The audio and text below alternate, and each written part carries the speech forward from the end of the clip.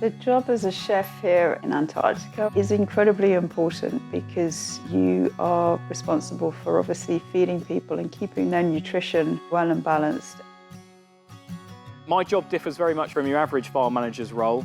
We're here primarily to capture data and not to produce agricultural produce. My job is to provide advice and guidance and training to people to enable them to work safely and also to protect the wider environment from a release of potentially dangerous pathogens. We design, test and assemble components to go onto spacecraft. It's not quite rocket science, but getting satellites and equipment on those satellites into space was very appealing to me. We work with systems all over the world. They're building some kind of particle detector and they need their detectors to be underground. They want to build it out of materials that are as low radiation as possible. I look at those materials in my detectors and then I work with the physicists for them to get the best materials possible. You don't have daily deliveries, you have to bring everything down with you. We have to move quite a lot of food from certain stores in snowy conditions, which can be challenging. And you work pretty much as a solo chef through the winter. There's a team of you through the summer, but in the winter you work as a chef on your own. So it's quite different to working back in the UK. My job encompasses looking after the operational side of the farm and a lot of the practical science that goes on the farm as well. So all the technicians, all the guys out in the field, collecting all the data on a daily basis.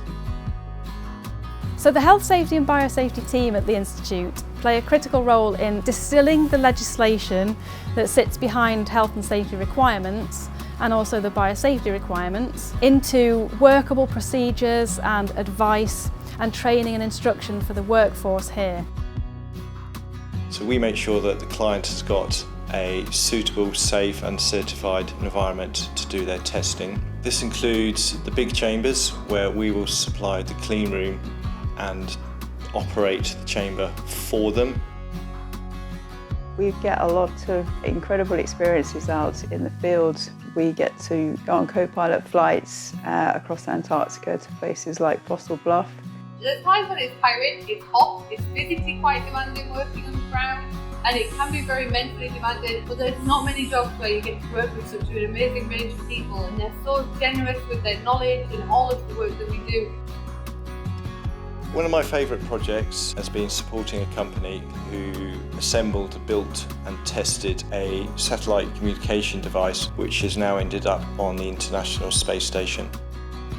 We might not be changing the world here in the lab, but the small steps that we make for these discoveries, looking for dark matter, all of the excellent science that we do is making a difference. It feels amazing to contribute to the science that goes on here. We have world-class scientists that produce amazing work, and I really love my role.